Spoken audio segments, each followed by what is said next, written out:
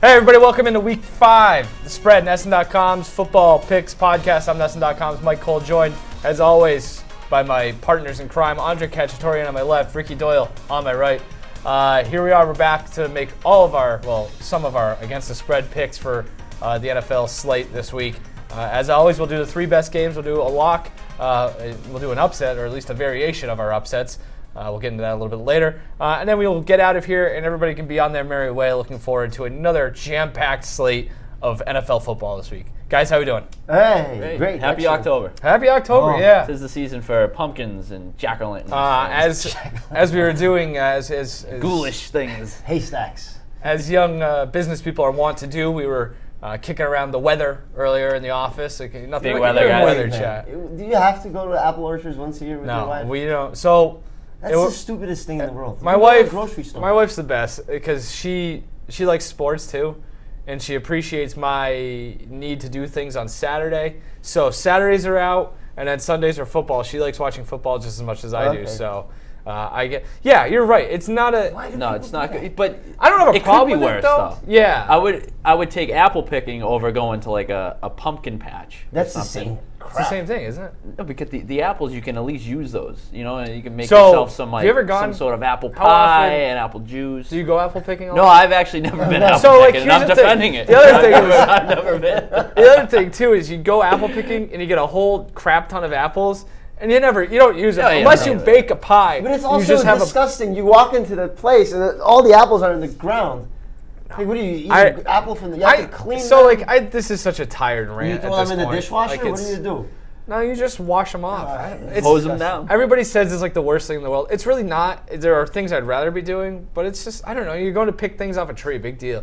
Like you get a donut on the way out or something. Have some cider. Enjoy yourself. It's not like around the block. You have to drive an hour or something to get there. I will say, best time of year to drive though.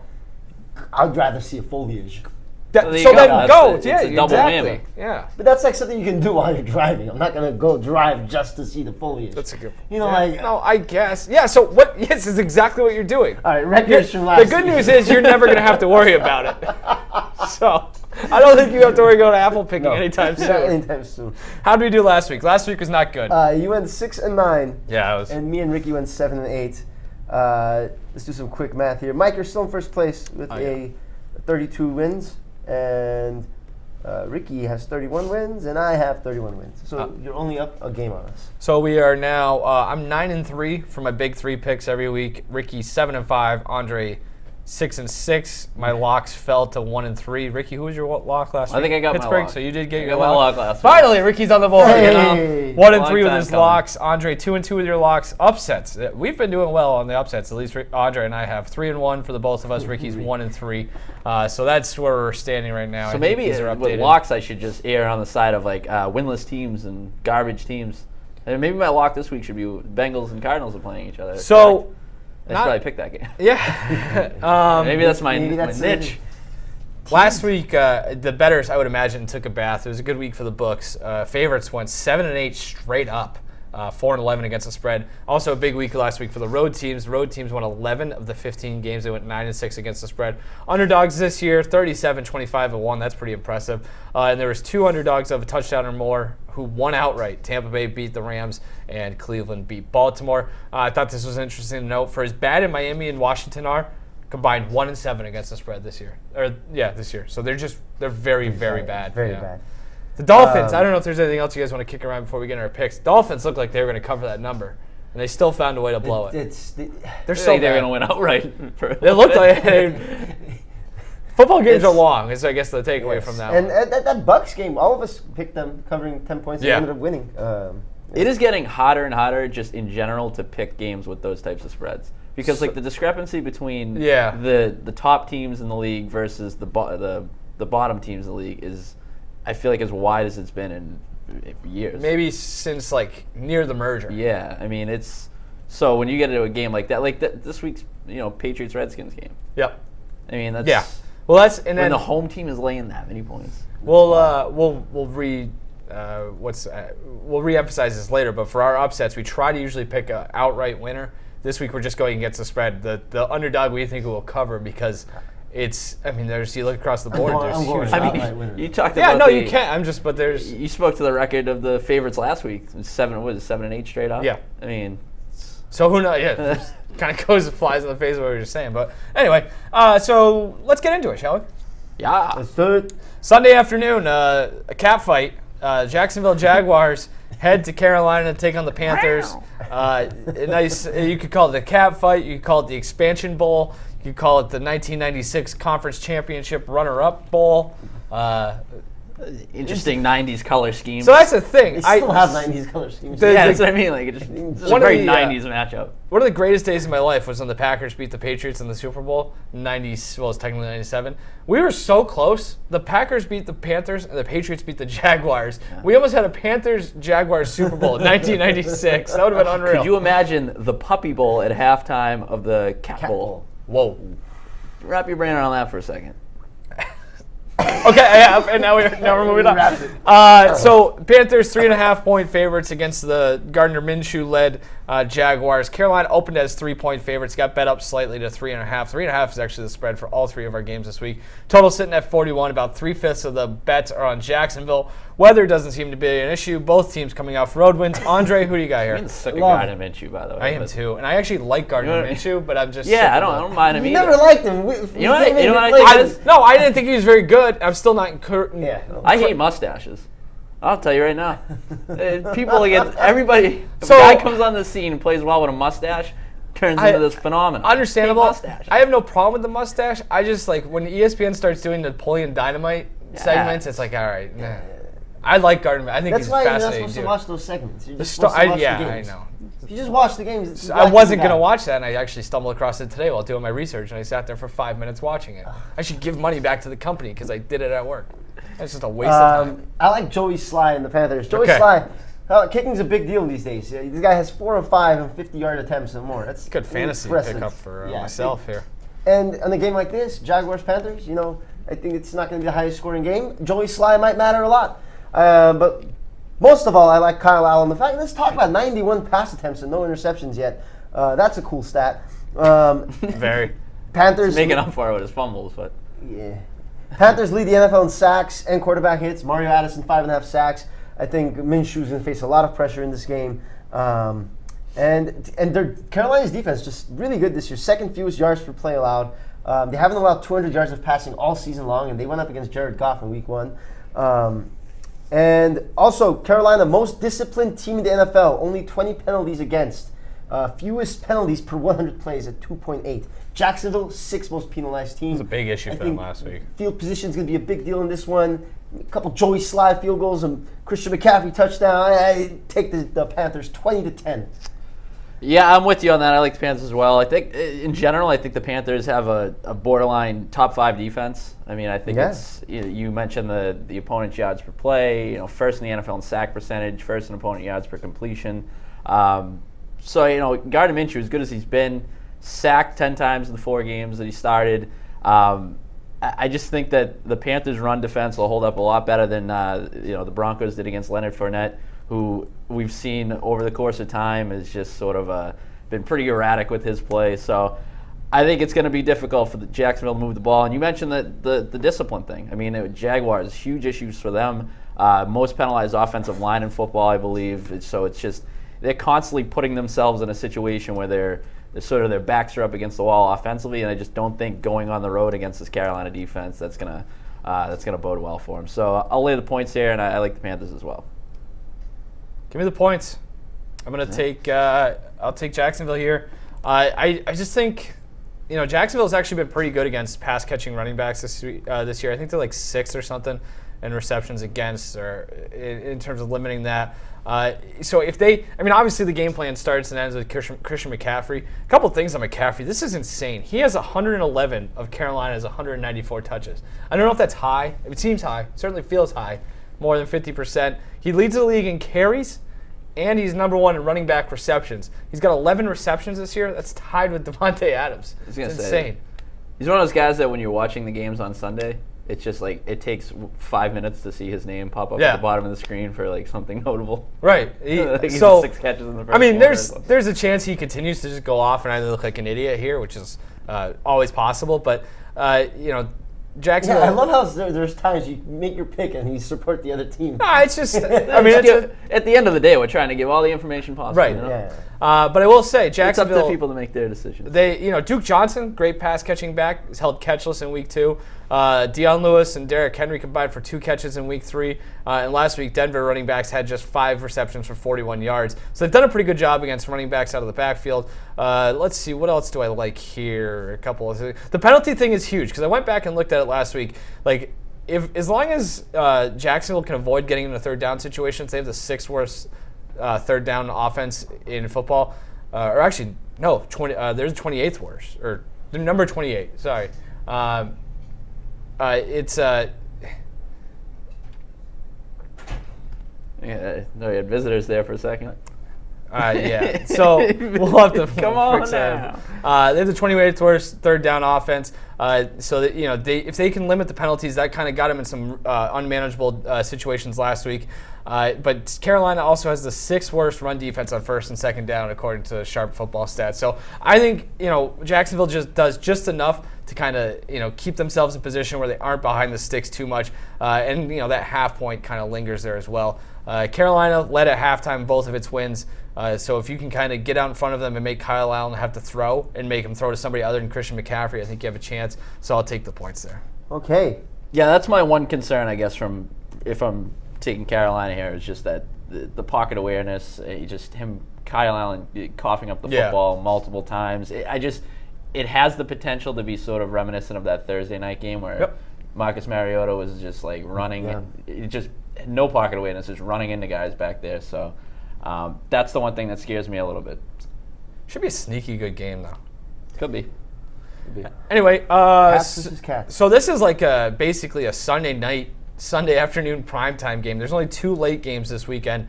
I checked this game like 9 times just to make sure like it wasn't on Sunday night. Yeah. But I like this. I think this is kind of cool. I've seen people kind of complaining about it, but it's. I understand why the NFL is doing it. It'll be a game that I think should be pretty good, and it's going to do ratings bonanza. But the Packers, coming off their Thursday night loss, head to Dallas, take on the Cowboys. Cowboys lost last week on the road at New Orleans. The line opened at the Westgate as the Cowboys laying 4, but it got bet up to 4.5, and now it's all the way back down to 3.5. So the Cowboys 3.5 point favorites at home here against the Packers. Ricky, who do you like here? So when talking about the Jaguars and the Panthers, you mentioned the first and second down being a big factor in that game. I could see that being a factor in this game as well, where the Packers, their run defense has not been great, I guess you could say. No, it's not. Particularly on first down, per Shop Football, opponents have run the ball 61 times on first down against the Packers, and 35 of those have been what Shop Football calls successful plays, which is picking up basically 40% of the yards to go in that instance. So that's confusing. He's got to find a better way to explain that. In other words, but I know, yeah. In other words, on first down, the Cowboys, they have the potential to have significant success. You said 40%? So like first and 10, you're getting at least 4 yards. What they would call a successful play would be 40% of the yards to go. At least 4 yards, yeah. On first down. And then second down, it's so if it's second a different and 5, percentage you get of the 2, yards. yeah. So now you're looking at short, manageable third down. So in other words, on 57% of run plays against the Packers on first down have gone for at least 4 yards. There were massive holes Thursday night in that. I mean, Philly just dominated them. I could see that playing out in a similar fashion here. I mean, if you get to a manageable third down, which the Cowboys have done a very good job of, second and third down conversion percentage, also done well on the flip side defensively, defending third down. So this could be a game where those first and second downs, the ability to establish the run and get into those manageable third downs, play a factor, and I like the Cowboys in that regard. Obviously, the Davante Adams injury is huge. I mean, you watched that game last Thursday night, and there were just so many instances. Obviously, Mike, you can speak to this more than I would be able to, but it just seems like so many times that Aaron Rodgers just knows before he even drops back that he's going right to Davante Adams. That was definitely. I mean, they made it seemed no more secret that game in particular. They were saying all week going into that game, we need to find a way to get Davante Adams going, and they fought through. And they had a great team to do it against. Like Philly's terrible in the secondary. I think the bigger point to be made about Davante Adams is how clueless they looked after he got hurt in those final 2 drives or whatever it was. So it's something to keep an eye on. I don't know. So I mean, just factoring in that the Jamal Williams injury, Brian Bulaga banged up. It just seems like every facet of the Packers offense, which was an inconsistent unit to begin with, is sort of being forced to overcome some obstacle this week. So that has me taking the Cowboys in spite of them laying the points here. Yeah, I'm going to agree with you, Ricky. We saw the recipe of shutting down the Cowboys on Sunday night is take Ezekiel Elliott out of the game. And the Saints did a brilliant job in doing that. And but the Saints also have the second best rush defense on Pro Football Focus. Green Bay, 29th. Rush defense on Pro Football Focus, also allowing 5 yards per carry. You talked about that. So I just think this is the type of game where Zeke's going to get the run going, going to eat some clock. And again, when Zeke gets the run going, it helps Dak because in the play action this season, 36 of 44 with 4 touchdowns and a pick and 132.4 passer rating out of the play action. It just gets, Dak becomes a better quarterback, and he's slinging the ball this year. He's at the top of the league in terms of yards per attempt. And one thing that scared me in taking the Cowboys is Tyron Smith's injury. Yeah. We've seen he's out against the Packers. We've seen how different the Cowboys become without him in the lineup. But I'm just going to gamble on Zeke running all over that weak Packers defense. Yeah. They might even run the ball more now. They're coming off a loss. I think they're just going to stick to that plan and see what happens. Dallas has won their last 8 games at home. They got an 8-game home winning streak. Green Bay 3-7-1 against the spread in their last 11 road games, and they're 1-3-1 against the spread in their last 5 as an underdog. I too am going to take the Cowboys here, and I think they have a chance. What did I tell you on Monday morning, or even Friday morning? I said I think they have a chance to blow them out, and obviously things have changed since then. The Sunday night game and the Smith injury hurts as well. The Dallas didn't look quite as good against an actually halfway decent team, but it's still, I think this is just a great matchup for the Cowboys here, getting the Packers at the right time despite the Packers having the lengthy advantage in rest. The Davante Adams injury hurts, Jamal Williams injury hurts, Bulaga, Kevin King's got a groin injury again. What else is new? But up front, Montrevious Adams, the Packers' run defense has struggled without him. In Green Bay, as you guys mentioned, the rush defense has been terrible, but they've been especially terrible lately, allowing 174 rushing yards since week 1, 174 per game since week 1. And I thought, kind of looking at, I want to see what Philly did last week and what they did well, and they ran out of the 11 personnel formation. 1 running back, 1 tight end, was it 3 receivers. They ran the ball 14 times for 70 yards. Out of 12 personnel, they ran 16 times for 106 yards.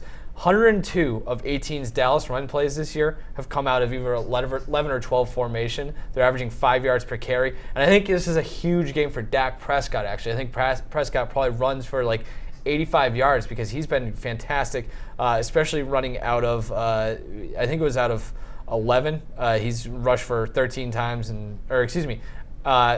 88 yards on 7 carries. So, I think he's going to have some big play there with the RPO and things like that. It's just one of those, the Packers have to respect if, they're going to bring the 3 receivers onto the field here, you kind of have to go lighter. And they don't have the interior defensive line depth that they probably want right now. So that's kind of an issue.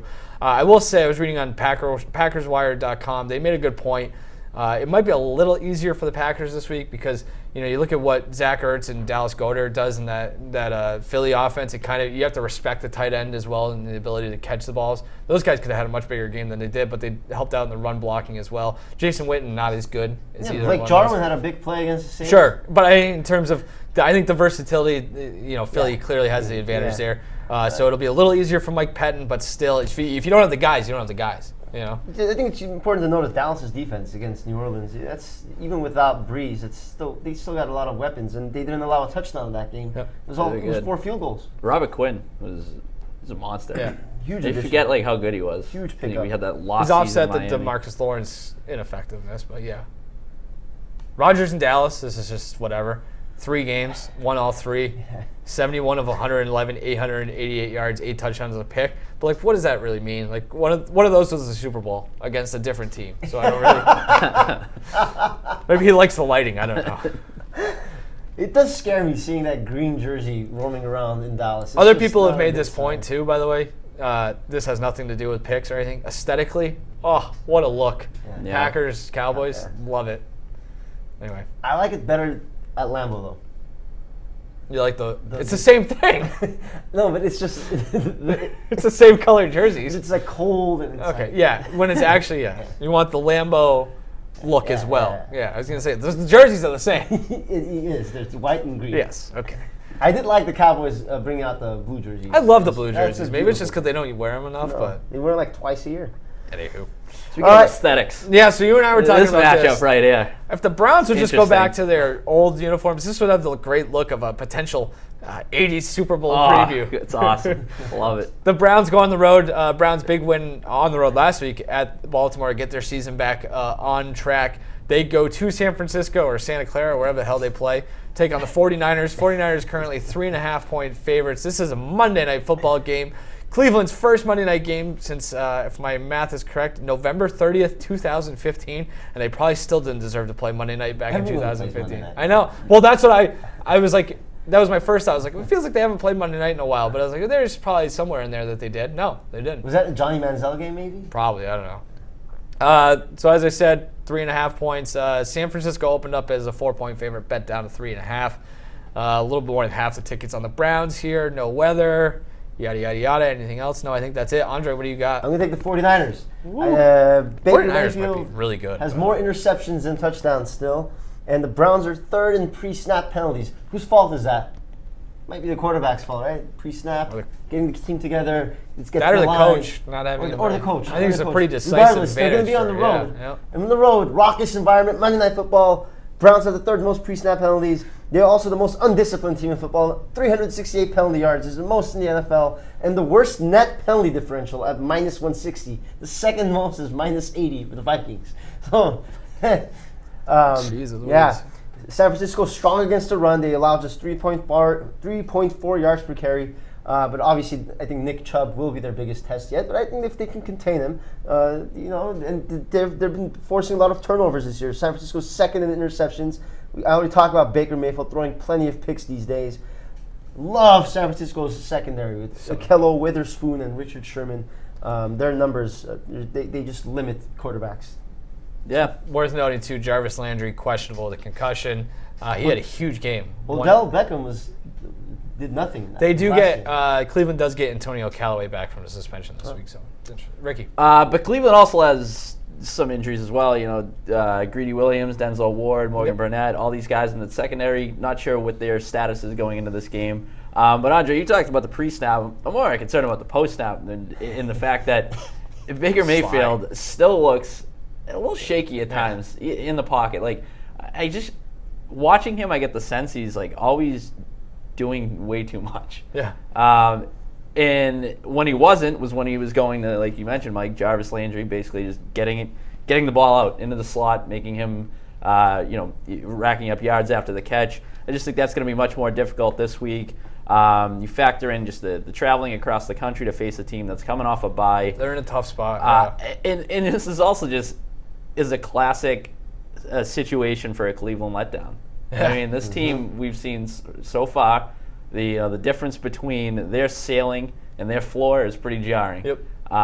And this will be a pretty strong test on the road Monday night. I don't know if the 49ers are for real. I mean, you could question all three of their wins. I mean, they relied on 2 pick sixes against the Bucs. They also threw a pick six in that game. This is a game they can get another You beat the Bengals, who might be the worst team in the NFL besides the Dolphins. Steelers, they had 5 turnovers in that game. Yeah. So I don't know. I don't know. If they clean up the turnovers, I don't think they should. Because they kicked the Steelers' ass. Well, that's the thing, and I think the 5 turnovers against them is more of like an anomaly than what you're going to see consistently from that offense. So I guess I trust the 49ers to take care of the football more, and ultimately that'd be the difference. So I like the Niners. I agree. Make it a sweep.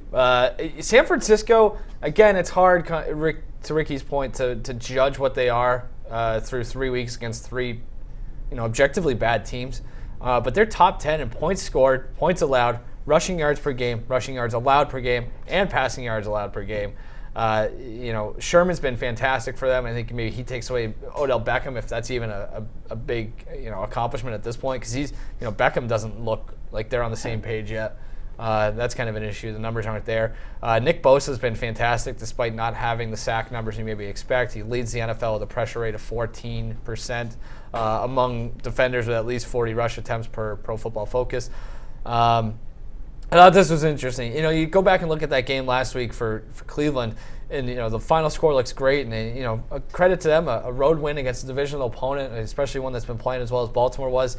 It's hard to take anything away from that, but they certainly benefited from the big play. They had a 59-yard pass set up the touchdown. They had a 29-yard pass set up a touchdown, and then Chubb had the 88-yard touchdown run. San Francisco 4th and 6th against defending explosive run and pass plays respectively. They don't give up big plays, or they haven't yet. Maybe some of that's the opponent, but I think it's just they're the better coach team. I don't think that's even a question at this point. I think that kind of ties up all of the points that we've made so far, especially when we talk about discipline and things like that. I think Shanahan with extra week is going to have his team ready to go. As Ricky mentioned, this is a really tough spot for Cleveland. Second half of back-to-back road games with a big divisional win. It's a prime for a letdown spot. If Cleveland comes out and wins this game, then I think it's time to start giving Freddie Kitchens a little more credit than we have so far, but I don't really have a whole lot of a reason to believe otherwise. So I'll take the 49ers here and lay the points. We all agree. Locks, Ricky, who do you got? All right, I'm going overseas. I'm taking the London game here. Sure. I haven't done well in the States, so I might as well venture over to Europe. I like the Bears. It's down to 4.5, I believe, over the Raiders. That's down from 6, obviously due to the injury to Mitch Trubisky, but I don't see that being a huge problem with Chase Daniel. Started 2 games last season, including a 23-16 win over the Lions on Turkey Day. Just a few trends here from the London games, if you want to hear them out.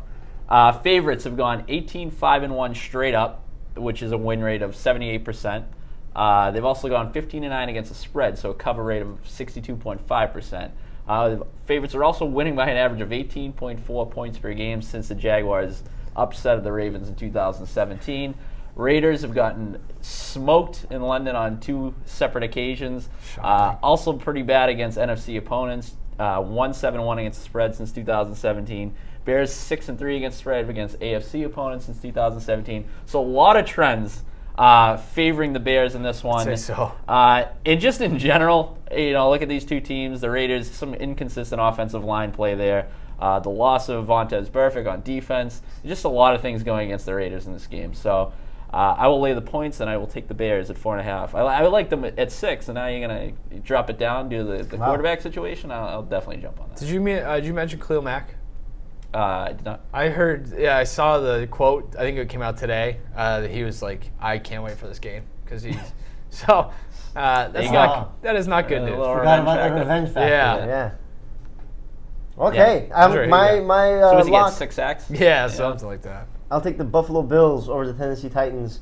I think the Bills proved that their defense is for real on Sunday, even in that loss. That's how you prove your defense. Imagine they had a quarterback. They had 4 interceptions or turnovers. Interceptions or turnovers? Whatever. They turned the ball over 4 times in that game, and they still held New England to just 16. All picks. Yeah, they're all picks. Bad ones. And they still held New England to just 16 points. That just shows how good their defense is, allowing 4.47 yards per play. I think this is the game Marcus Mariota implodes. He still hasn't thrown an interception this season. That's pretty impressive. This is a guy who has 23 interceptions the last 2 seasons. A few weeks ago, he wouldn't get rid of the ball. I was going to say, yeah. What? I said a few weeks ago, he wouldn't even get rid of the ball. He just got sacked 9 times 2 weeks ago. He's taken 17 sacks this season.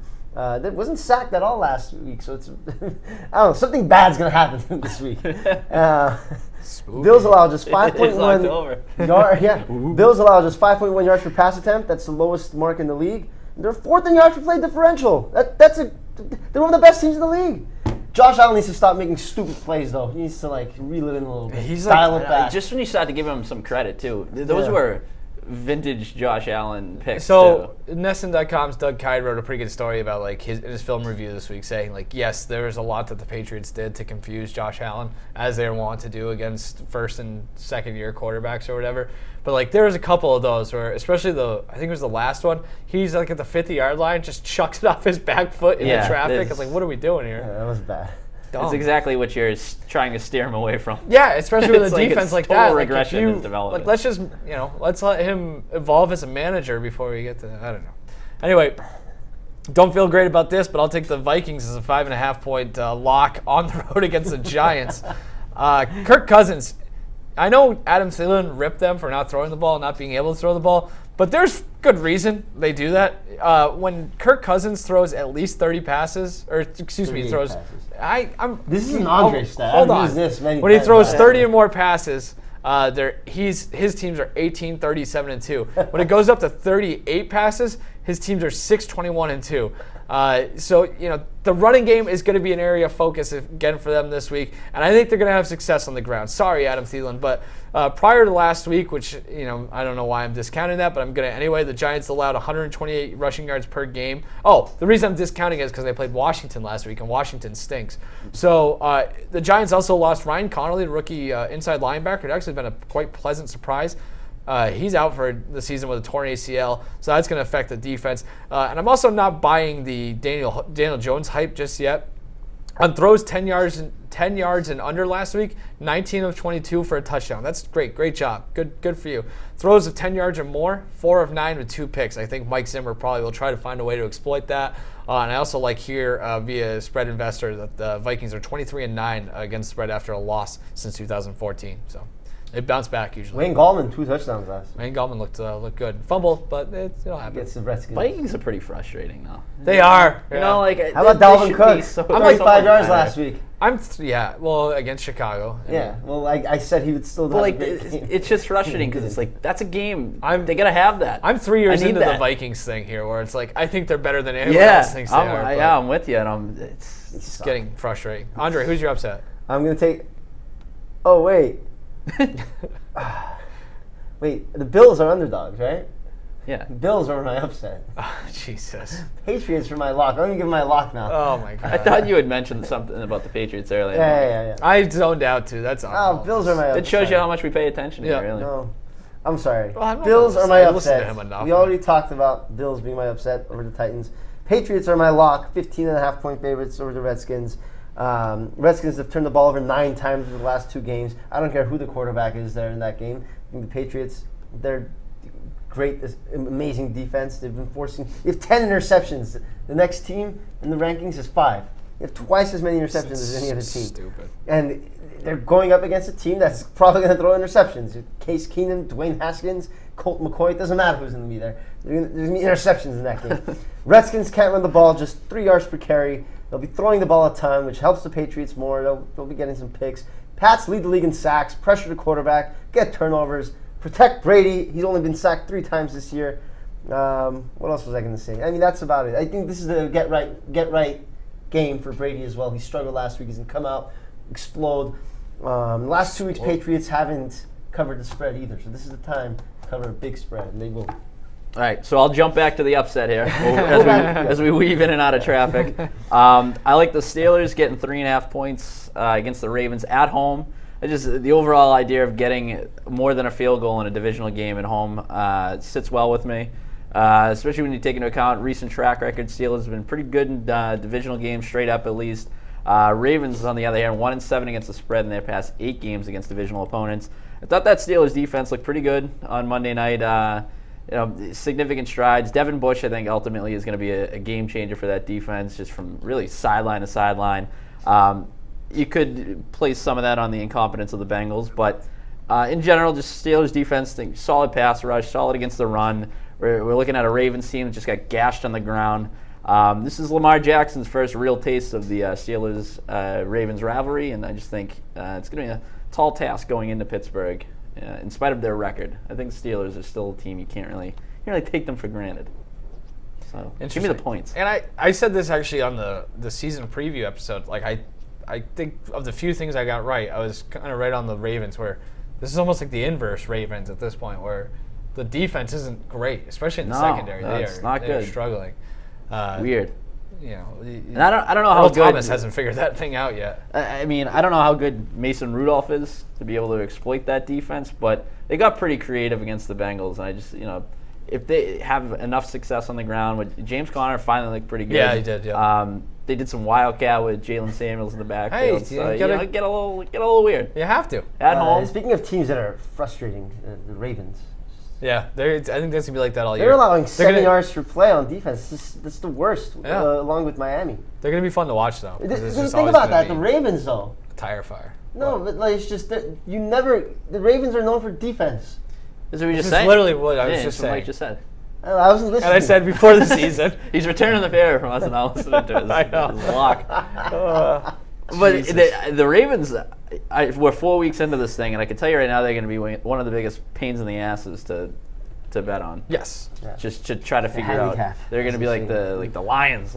Lions, Titans. Titans. Put them in that group of teams of just like, in general, if I wasn't picking every game, I'd probably stay away from. See, that's the thing. Like, I would love to go back, like, to last year to see how we've done, like, picking certain teams. Like, I'm sure I'm 0-19 picking the Titans. Yeah. I don't think I've ever gotten the Titans game right.